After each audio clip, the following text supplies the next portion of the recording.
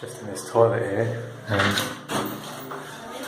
can't wash my hands because there's so many Russian greens in it. We've just had a really nice 5 nights off the bike altogether in Hoi An, and now we're heading 30 kilometers up the road to Da Nang, where we're actually planning to, that was actually the place we were going to stop for a bit longer, so I don't really know how long we're going to stop in Da Nang, but we're feeling really refreshed after our time here in Hoi An, so we may not stay as long as we first thought in Da Nang.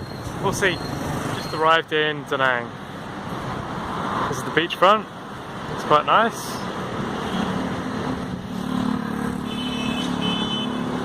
Bike's rolling well, although I've got a creaky bottom bracket, so I'm hoping to find a bike shop here.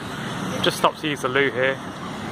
And what is really weird about the whole of Vietnam really is there's loads and loads and loads of derelict buildings. Look, this hotel here right on the beachfront, it was being constructed and they've just stopped.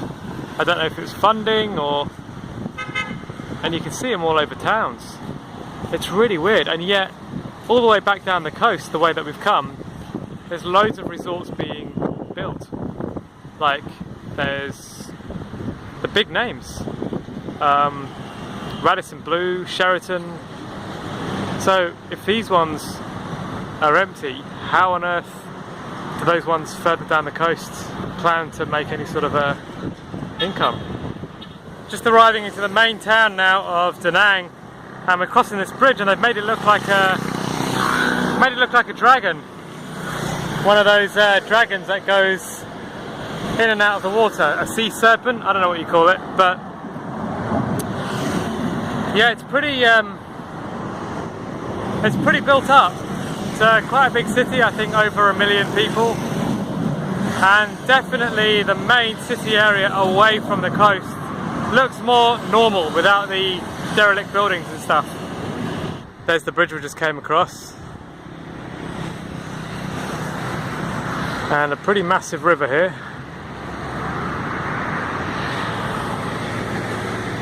Here's one for you, Dad. This is Karila soup. I didn't mean to order it. This is the hotel we're staying in at the moment. I think it specialises in weddings. Look at these rooms. Just all decked out for weddings. This is the next one, it's happening on the 25th. By these people.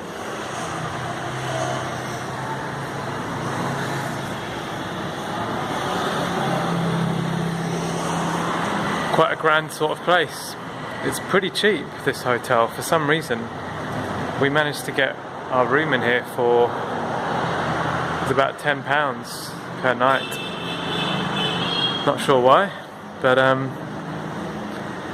that's Vietnam. You never really know. Prices don't always correlate to what you get.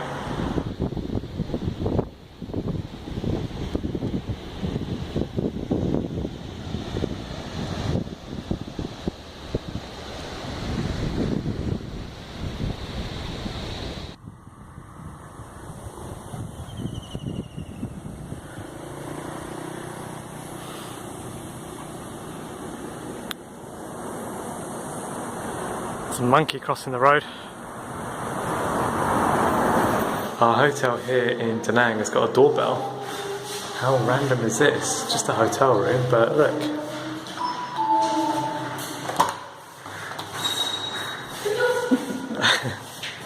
Where?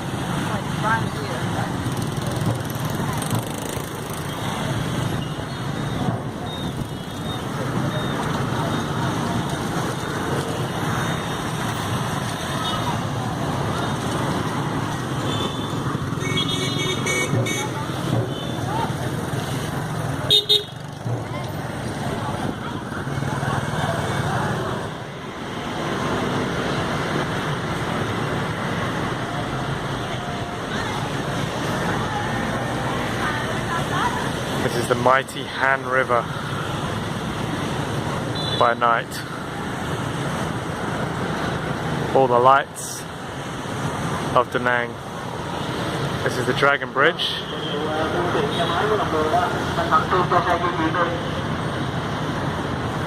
Someone's selling something over there.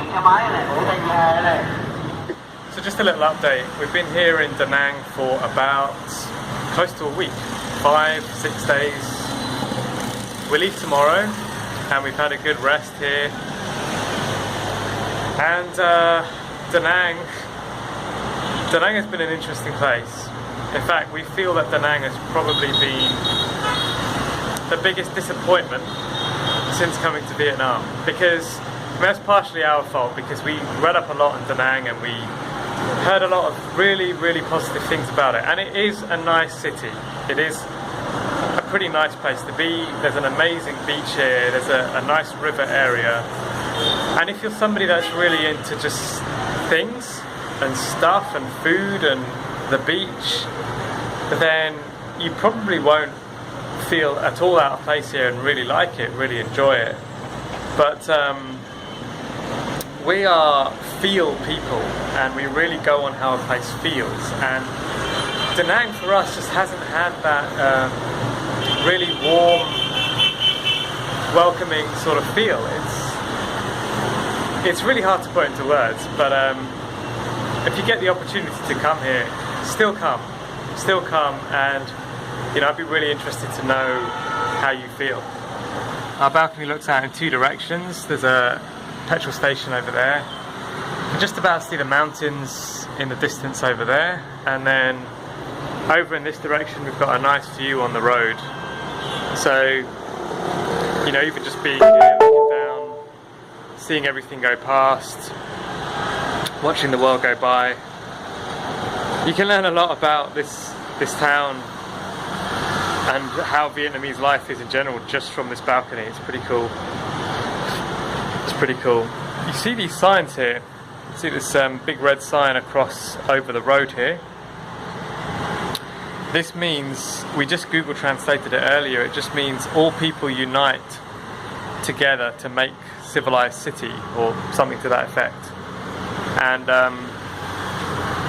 you see this sort of communist type signage around, and yeah, I don't really know what the people really think of it, and whether it's still relevant today or whether it's a sign from another time and they don't really look at this sort of stuff anymore. Sarah and I, we really should sit down and make a video about our thoughts and feelings on Vietnam in general so far. It's been such an amazing learning curve, and we've learned so much. And you know, when you're in a place and it's got a history, you start looking into that history way more than you would have done, you know, when you were just back in your own country.